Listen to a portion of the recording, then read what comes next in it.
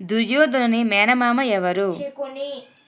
మహాభారతాన్ని సంస్కృతంలో రచించింది ఎవరు? వ్యాసవ్యాసుడు. భారతంలోని ఎన్ని పర్వాలు ఉన్నాయి? 18. ధర్మరాజుని జూదంలో ఓడించింది ఎవరు? శకుని. పాండవులు ఎన్ని సంవత్సరంలో అరణ్యవాసం చేశారు? 12. పాండవులు ఎవరి కొలువులో అజ్ఞాతవాసం చేశారు? విరాటరాజు.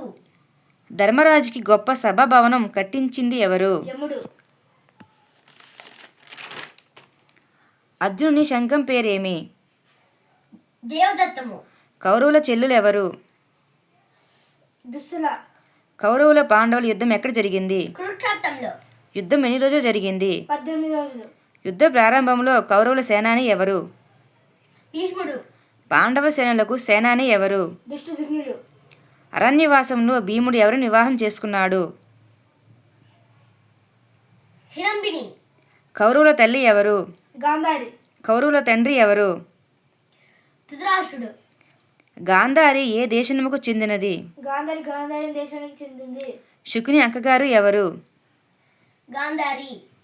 కౌరవుల పాండవుల తాత ఎవరు? భీష్ముడు. కృష్ణుని శంఖం పేరేమి? పాంచజన్యము.